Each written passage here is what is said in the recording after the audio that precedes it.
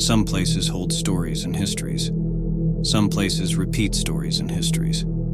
The Omni Shoreham Hotel, located in Washington, D.C., is layered with stories and histories that are imprinted on the atmosphere of the hotel itself.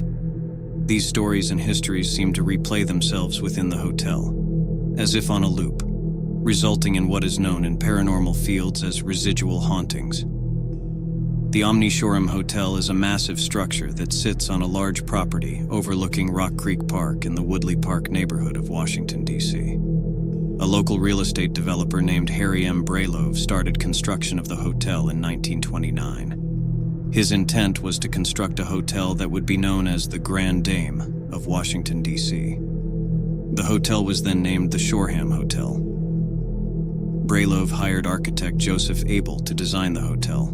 Abel incorporated Renaissance Revival and Art Deco elements into the hotel's design. Abel also installed cutting-edge features for the times, such as high-speed elevators, running ice water, and fireproof walls.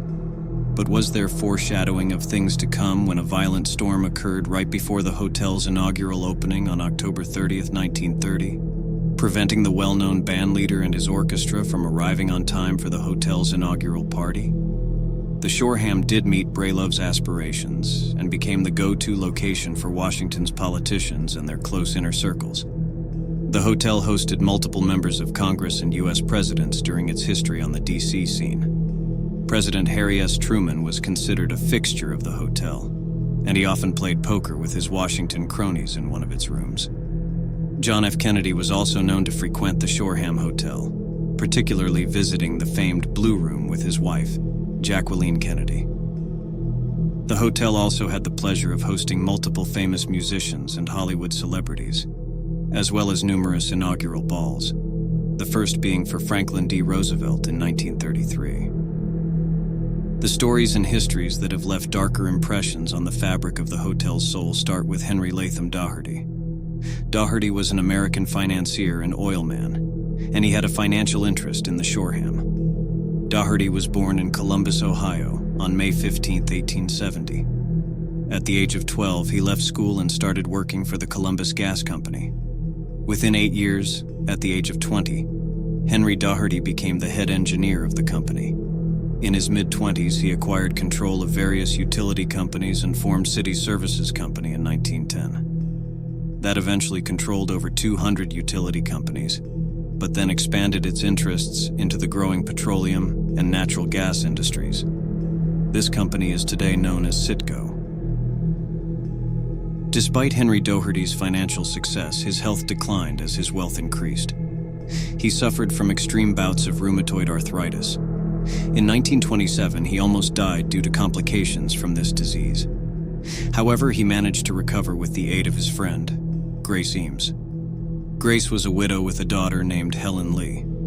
Henry Doherty married Grace in 1928. Doherty, along with his wife Grace and his adopted daughter, moved into a large suite overlooking Rock Creek Park, located on the 8th floor of the Shoreham Hotel.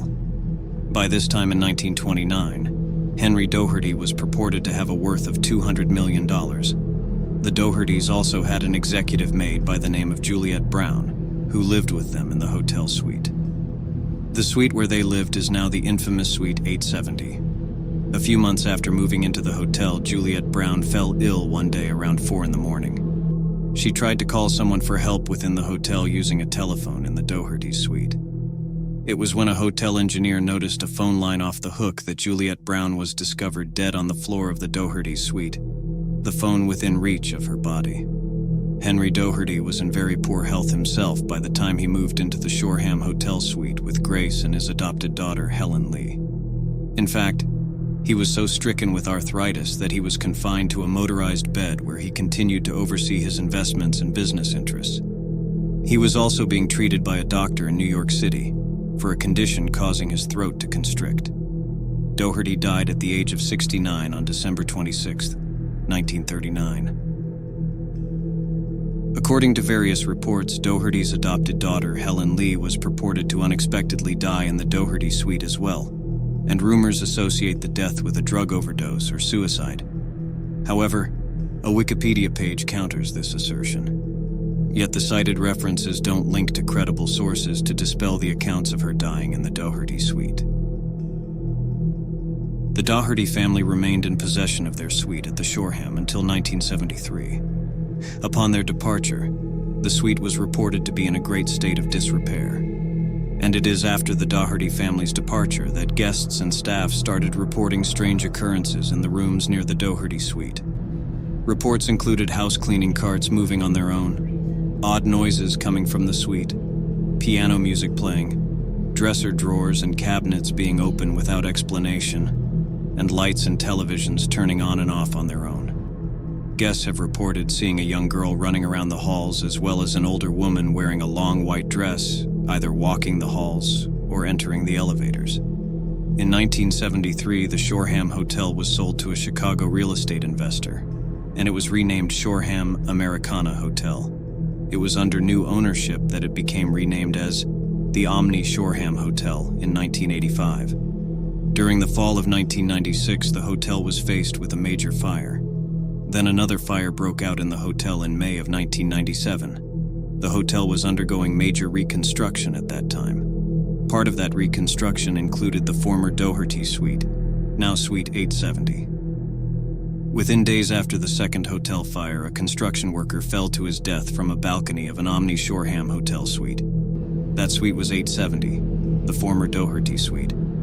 The hotel is also reported as having its share of suicides.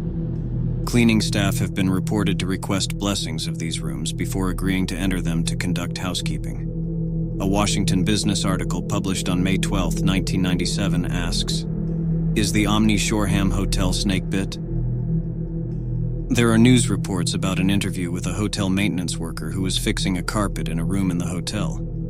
According to the report, the worker claimed that he felt someone touching the walkie-talkie on the back of his pants. When he turned around, no one was there.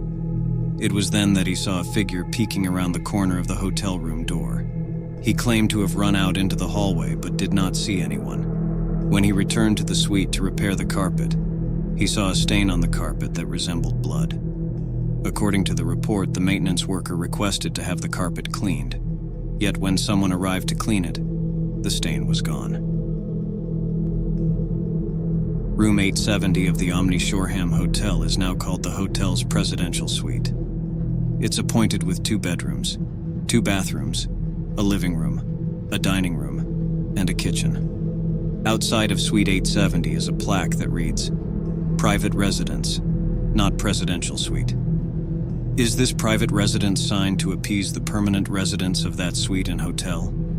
Regardless of the plaque and the marketing efforts to promote the room as a presidential suite, Suite 870 is commonly known as the Omni Shoreham Hotel's ghost suite, and for good reason. So my fellow horror fans, do you dare to stay in Suite 870 of the Omni Shoreham Hotel?